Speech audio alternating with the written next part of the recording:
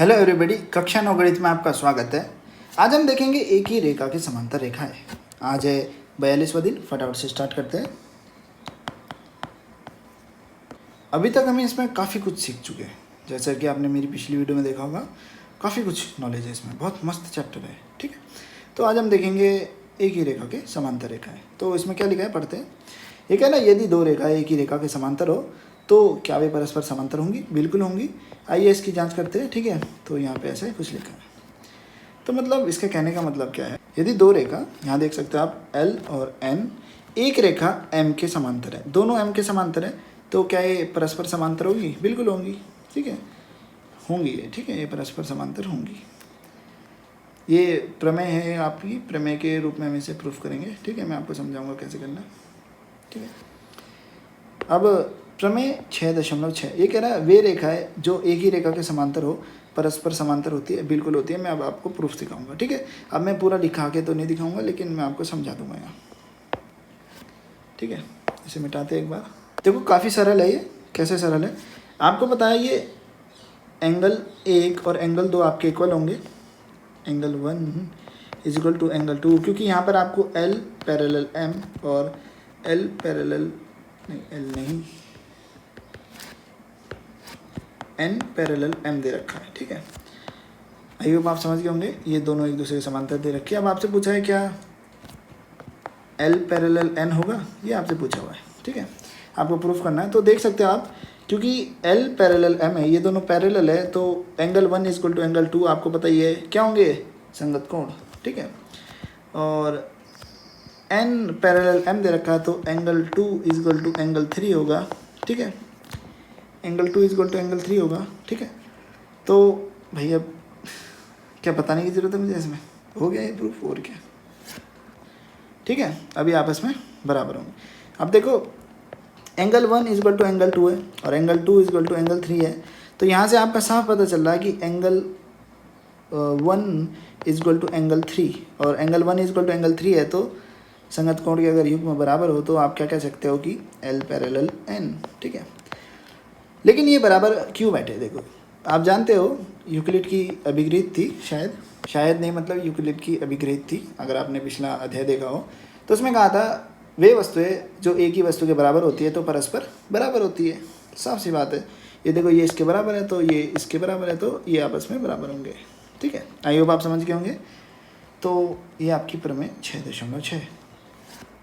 अब हम आगे बढ़ते हैं। आगे है उदाहरण 4, इसे हल करेंगे। इसमें कह रहा है आकृति 6.24 में यदि पी क्यू समांतर आर एस और एंगल ये दे रखा है, एंगल ये है, तो एंगल एक्स एम वाई निकालिए। ठीक है, आपको आकृति दे रखी है ये वाली। ठीक है, इसमें आपको एंगल एक्स एम वाई मतलब ये वाला एंगल निकालना है। सरल है, आप एक रचना कर दीजिए। रचना क्या करना, एक रेखा बना देना। ठीक है, समांतर रेखा बना देना ऐसे, का नाम दे देना ए बी। चलो यहीं चलते हैं। तो यहाँ पर पी क्यू समांतर आर एस है और पी क्यू समांतर ए बी है, तो आर एस समांतर ए बी भी होगा। ठीक है, आइए आप समझ गए होंगे। अभी हमने प्रमेय देखी। ठीक है, अब देखो हम कैसे बताएंगे यहाँ पर। ठीक है, देखो ये मान लो ये लाइन आपकी एक तरीके से क्या कर रही है, ये अभी के लिए ऊपर वाले को भूल जाओ। ठीक है, इस वाले पार्ट को भूल जाओ। ठीक है, मान लो ये दो पार्ट है, ये आपका दो रेखा परस्पर समांतर है, तो इनको गौर से देखो। ठीक है, ये पूरी ऐसी सीधी लाइन थी। ठीक है, तो आपको पता ही है ये वाला एंगल आपस में बराबर होता है। क्यों बराबर होता है? एकांतर अंतःकोण। ठीक है, तो ये आपका 40 डिग्री हो जाएगा। ऐसे ही अब नीचे वाले को भूल जाओ। ठीक है, जब नीचे वाले को भूल जाओगे तो ऊपर भी आपको ये देखो सीधे। ठीक है, देखो इसे मिटा दो। ये वाला आपका ये वाला कोण देख रहे हो 135, ये वाला इसके इक्वल होगा 135 के, क्योंकि एकांतर अंतःकोण। ठीक है, क्योंकि ये दोनों समांतर है तो एकांतर अंतःकोण आपके बराबर होता है। ये अभी हमने अभिग्रहित देखी थी। ठीक है, अभिग्रहित नहीं थी, ये प्रमेय थी। अगर ये 135 डिग्री है तो आप यहाँ से निकाल सकते हैं, टोटल आपका 180 होगा। जब 180 में से 135 डिग्री माइनस करोगे, मतलब 180 माइनस 135, तो आपको ये मिल जाएगा। ठीक है, ये क्या होगा फिर आपका 45, और 45 यहाँ रखोगे तो आपका ये जो एंगल एक्स एम वाई है, ये आपका मिलेगा 95 डिग्री। ठीक है, देखते क्या है, यही आंसर है। नहीं 85 मिलेगा ना, 95 नहीं, 40 + 45 आपका क्या होता है 85। ठीक है, that's my mistake, sorry for that. तो 85 डिग्री आपको मिल जाएगा। ठीक है, आई होप आप समझ गए होंगे, कोई समस्या नहीं हुई होगी। देखो यहाँ पर इतना सारा लिखा है, आप इसे समझ लेना। ठीक है, मैंने आपको समझा दिया, मेरा काम समझाने का है। अब हम उदाहरण 5 देखते हैं। उदाहरण 5 कह रहा है, यदि एक तिर्यक रेखा दो रेखाओं को इस प्रकार प्रतिच्छेदित करे कि संगत कोणों के युग्म के समद्विभाजक परस्पर समांतर हो, तो सिद्ध कीजिए दोनों रेखाएं भी परस्पर समांतर होती। देखो ये भी काफ़ी सरल है। कैसे सरल है, हम यहीं पे इसका चित्र बना देंगे। मैंने दो रेखाएं ली, ठीक है, इसने समांतर सिद्ध करने को इन रेखाओं को एक तिर्यक रेखा ली मैंने, जरूरी नहीं कि तिरछी लूँ मैंने तिर्यक रेखा ली। अभी कह रहा है कि तिर्यक रेखा से इनका जो संगत कोण का एक युग्म, तो संगत कोणों का युग्म, ठीक है, ये रहा संगत कोणों का युग्म के समद्विभाजक, मतलब इसको जो बराबर, इस कोण को जो बराबर भागों में बांटते हो, इसके समद्विभाजक ये वाला और ये वाला परस्पर समांतर हो। मतलब आप समझो ये वाला और ये वाला परस्पर समांतर हो, तो क्या रेखाएं भी परस्पर समांतर होगी? बिल्कुल होंगी।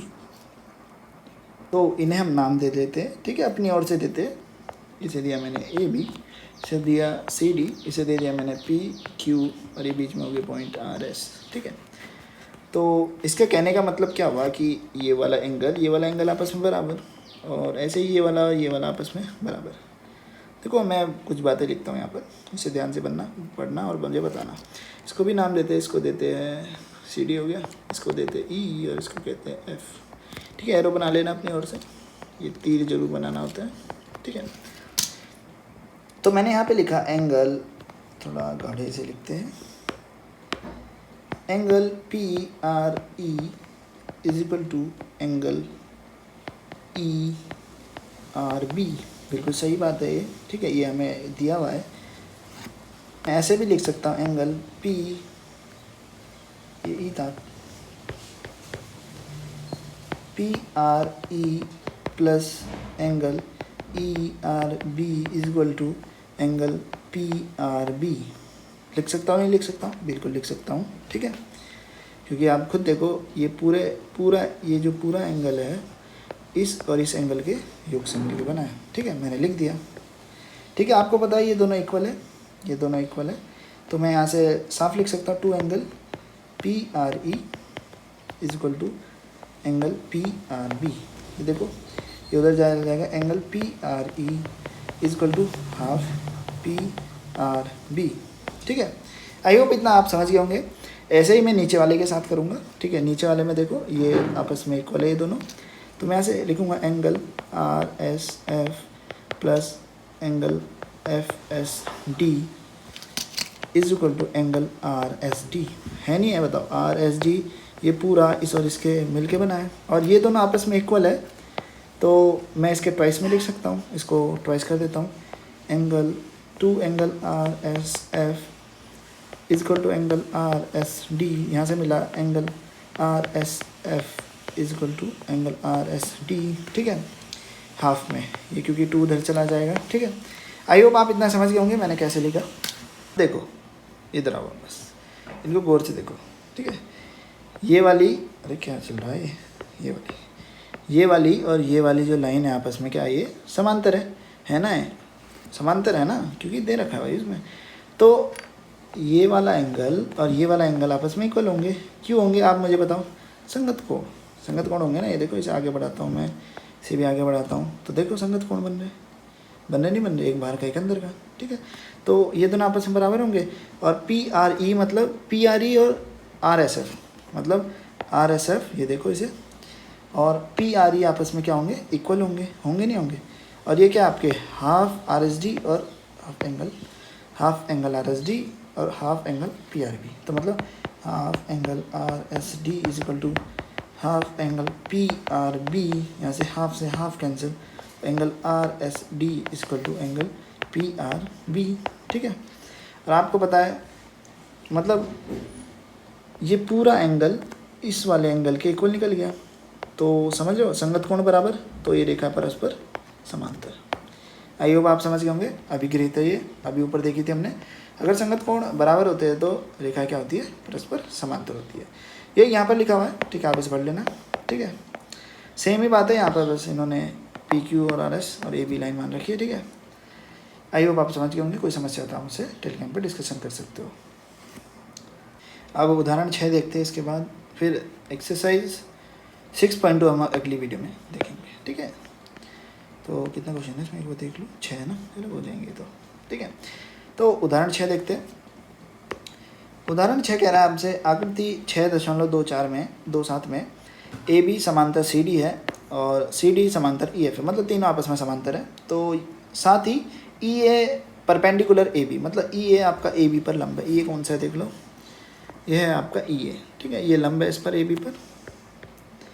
और आपको दे रखा है एंगल बी ई एफ बराबर 55 डिग्री, ये वाला, ठीक है।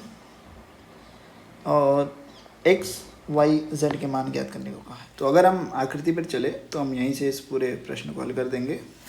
देखो सबसे बड़ी बात, सबसे पहली बात, मतलब ये दोनों देख रहे हो क्या, ये समांतर रेखा है दोनों। तो ये जो एक्स है ये आपका इस वाले कोण के बराबर होगा, ये आपका एंगल बी डी सी, ठीक है। इसके बराबर क्यों होगा, ये होगा आपका एक अंतर कोण, ठीक है। समांतर रेखाओं के एक अंतर कोण आपस में बराबर होते हैं, हम प्रूफ कर चुके हैं, ठीक है।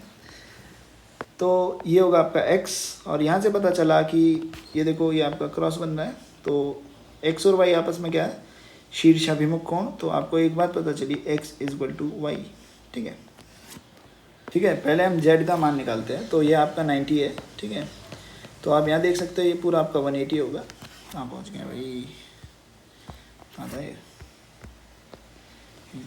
चलो ये आपका पूरा 180 होगा। तो मैं लिख सकता हूँ 180 = 90 + z + 55 डिग्री लगा देना अपनी ओर से, ठीक है।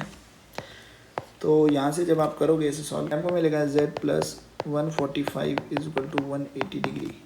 यहाँ से आपको मिलेगा ये z = 180 डिग्री माइनस 45 डिग्री, 145, ये आपको मिलेगा 35 डिग्री, ठीक है।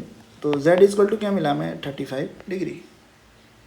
तो z की वैल्यू आई होप आपने फाइंड आउट कर ली होगी। अब y देखो कैसे निकलेगा, देखो ये आपकी तिर्यक रेखा है और ये जो रेखा है जिसमें मैं ये देख रही हूँ, ये वाली रेखा और ये वाली रेखा आपस में क्या है, समांतर है।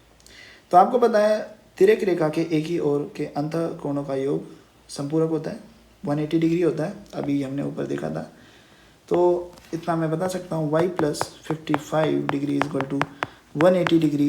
तो 55 को जब मैं उधर भेजूँगा तो y = 180 - 55, तो y = मिलेगा आपको 125, ठीक है।